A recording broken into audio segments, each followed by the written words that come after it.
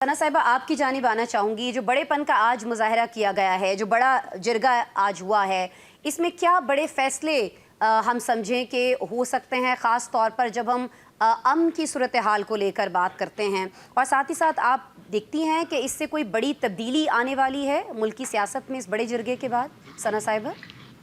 बहुत शुक्रिया आसमा आपका। आज तो माशाल्लाह जो मेरे अलावा बाकी तीनों पैनलिस्ट हैं गौहर नायाब आपने यकजा किए हैं, और माशाल्लाह कईयों के बारे में मैं कहूँगी कि ये तो अपनी ज़ात में अंजुमन है। इनके एनालिसिस के बाद तो हमारी गुफ्तगू का कोई मतलब जिसारत नहीं हो सकती, लेकिन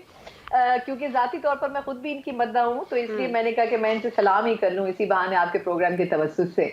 अच्छा, अब जहाँ तक आपने बात की है कौमी जिरगे की, इससे मैं 2-3 बातें सिर्फ कहना चाहूँगी, क्योंकि कयूम ने भी और काशिफ ने भी बहुत अच्छा इसको इलैबोरेट किया है। देखिए, पहले ये देखने की ज़रूरत है कि फैसल करीम कुंडी साहब पिछले 1 हफ्ते क्या मसरूफियात करते रहे, और स्पेशली पिछले 48 घंटों के दौरान भी उनकी क्या मसरूफियात रहीं। वो न सिर्फ ये कि प्राइम मिनिस्टर से मिले अर्जेंट बेसिस के ऊपर, बल्कि वो प्रेसिडेंट से भी मिले, और खास तौर पर जब इन दोनों मुलाकातों में जो खबरें बाहर आती रही, मुझसे ज्यादा ये सीनियर सहाफ़ी ये बेहतर बता सकते हैं, लेकिन इन दोनों मुलाकातों में बहुत सारी चीजों के ऊपर बात हुई, और खास तौर पर गवर्नर राज के हवाले से भी बात हुई, क्योंकि गंडापुर साहब के हवाले से जो पिछले 1 महीने में उनकी जो कुछ भी जो एक्शंस रहे हैं उसके ऊपर बड़ा क्रिटिसिज्म हो रहा है, और इसके ऊपर हुकूमत ज़हनी तौर पर तैयार है कि वो क्या लीगल एक्शन ले सकती है।